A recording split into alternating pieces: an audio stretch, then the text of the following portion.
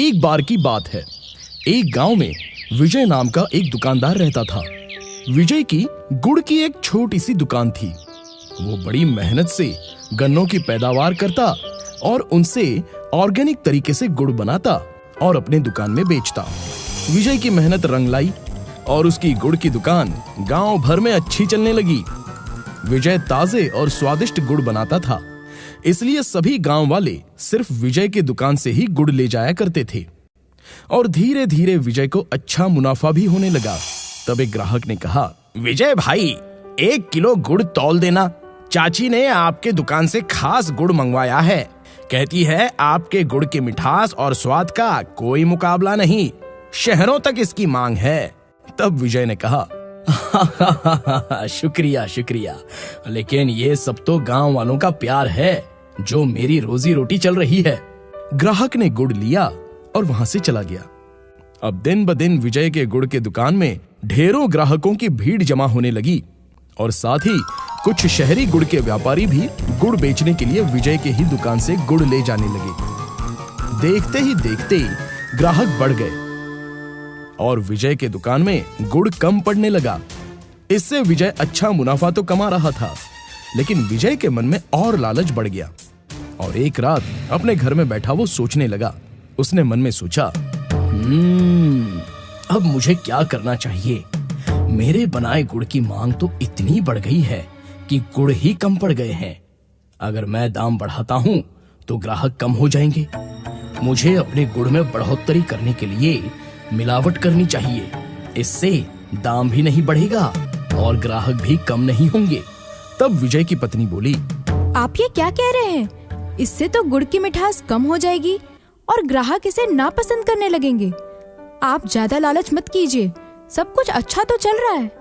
तब विजय ने कहा, तुम कुछ नहीं जानती हो कारोबार के बारे में। मैं जो कर रहा हूँ ठीक कर रहा हूँ। मेरी दुकान मेरे नाम से चलती है।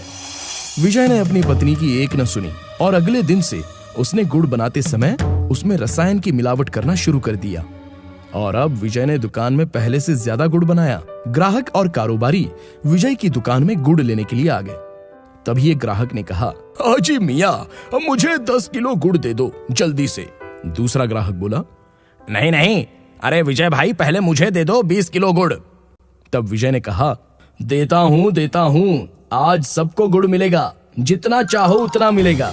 विजय का बनाया सारा गुड़ जल्दी ही बिक गया और विजय ज्यादा हुए मुनाफे से बहुत खुश हुआ और सारा पैसा लेकर घर आ गया। अब विजय का लालच और बढ़ गया। उसने मुनाफे के सारे पैसों को और मिलावटी गुड़ बनाने में लगा दिया और बेसब्री से ग्राहकों का इंतजार करने लगा। तभी कुछ ग्राहक गुस्से से विजय की दुकान पर आए और बोले, तुमने हमें ठगा है, मिलावटी गुड़ देकर हमारा नुकसान किया है। ये गुड़ तो हमसे कोई खरीद ही नहीं रहा है।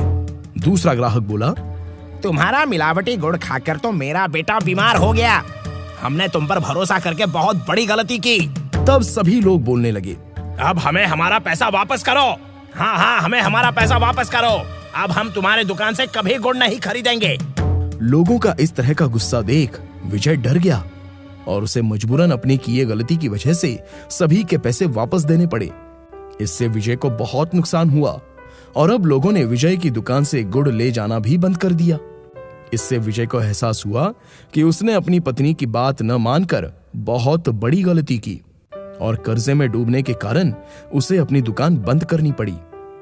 और विजय रोता हुआ कहने लगा, हे भगवान, मेरे घमंड और लालच की वजह से ही आज मैं बर्बाद हो गया। तो बच्चों, इसलिए कहते हैं, ज्यादा लालच करना है बुरी बला, इससे नहीं होता है किसी का भी भला। बरसों पहले की बात है। एक गांव में एक प्रसिद्ध सुनार का व्यापारी रहता था। उसका नाम जमना दास था। वो आसपास के गांव में बड़ा मशहूर था। दूर दूर के गांव से सोना खरीदने के लिए लोग उसके पास आते। एक ग्राहक ने दुकान में आते ही कहा, सेठ जी, जरा सोने का अच्छा सा हार तो बताओ मेरी बीवी के लिए। हाँ, क्यों नहीं, ये लो बहना, सबसे बढ़िया और खरा सोने का हार। और भैया, ये अंगूठी आपके लिए, बहुत जचेगी आपकी उंगलियों में। ऐसी मीठी बातें करते करते जमना दास उसका व्यापार करता और ऐसे ही हर रोज अलग अलग ग्राहक उनकी दुकान में आते और सोना खरीदते। एक दिन बैठे बैठे जमनादास उसकी बीवी के साथ हिसाब करते बैठा था। उसकी धर्मपत्नी कोकिलाबेन बहुत ही लालची थी। वो जमनादास से बोली, देखो जी, हमारे पड़ोस वालों ने तो एक ही साल में देखो कितना बड़ा बंगला बना लिया, और हम सुनार होके भी अभी भी इस छोटे से घर में रह रहे हैं। मुझे तो अब इस घर में रहने का बिल्कुल दिल ही नहीं करता। आप या तो मेरे लिए एक बड़ा सा बंगला बनवाओ, नहीं तो मैं मायके चली जाऊंगी। इस पर जमनादास बोला, अरे भगवान, ऐसा मत कहो। मुझे भी लगता है कि हमारा बड़ा सा बंगला हो, नौकर चाकर हो, पर क्या करूं, ग्राहक अच्छे होकर भी हमें मुनाफा कम मिलता है। कोकिलाबेन बोली, देखिए जी, वो मुझे कुछ पता नहीं, मुझे बंगला चाहिए बस। फिर जमनादास थोड़ा सा सोच में पड़ गया। उसे एक कल्पना सूझी। अगले दिन से उसने सोने में मिलावट करना शुरू कर दिया। पीतल के गहनों को सोने का पानी चढ़ाना शुरू कर दिया। खरे सोने के गहनों की जगह अब नकली सोने के गहने वो बेचने लगा। लोगों को उस पर भरोसा था, इसलिए किसी को शक नहीं हुआ। एक दिन की बात है, गांव के मुखिया जमनादास के दुकान में आए और बोले, जमनादास जी, कुछ गहने खरीदने हैं, जरा अच्छे से बताओ। हाँ हाँ मुखिया जी, जरूर खरीदिए। क्या कोई खास वजह है? जमनादास ने पूछा। जी हाँ, मेरे बेटी की शादी है अगले हफ्ते, सोचा उसे उपहार में कुछ गहने भेंट दे दूं। मुखिया जी ने बताया। जरूर मुखिया जी, नकली चीज तो मैं रखता ही नहीं।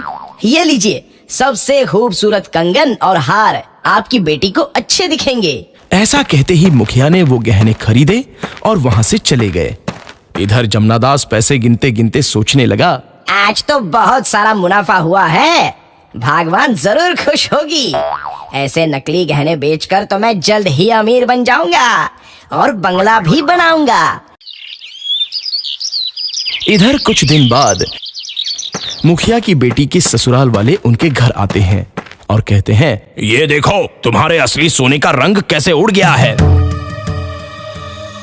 अगर देना ही था तो असली सोना दे देते, इतनी नौटंकी करने की क्या जरूरत थी। ससुर जी चिल्लाए और वहां से चले गए।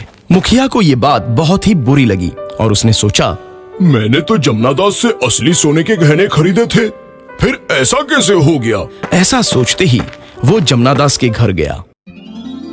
जमनादास चोरी चुपके से पीतल के गहनों पर सोने की पॉलिश चढ़वा रहा था। मुखिया ये सब खिड़की में से देख रहा था।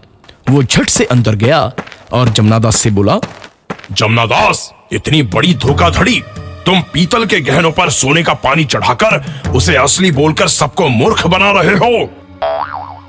तुम धोखेबाज हो। तुम्हारे कारण आज पहली बार मेरा अपमान हुआ है। मैं सारे गांव वालों को तुम्हारी ये काली करतूत बताता हूँ। इस पर जमनादास बोला, अरे मुखिया जी, बात तो सुनो, मामला यही रफा दफा कर देते हैं। आपको जो कीमत चाहे मैं दे दूंगा। लेकिन मुखिया ने बात नहीं मानी और वहां से चले गए। मुखिया जी ने सारे गांव वालों को ये बात बताई और जमनादास से सोना नहीं खरीदने की अपील की। सारे गांव वालों ने मुखिया की बात मानी और अब जब जमनादास ने दुकान खोला तो उसके पास कोई ग्राहक नहीं आया। पर थोड़ी देर के बाद पुलिस आकर उसे ले गई। तो बच्चों, इस कहानी से हमें ये सीख मिलती है कि लालच करना बुरी बात है। कर बुरा तो हो बुरा। ईमानदारी एक बहुमोल गहना है।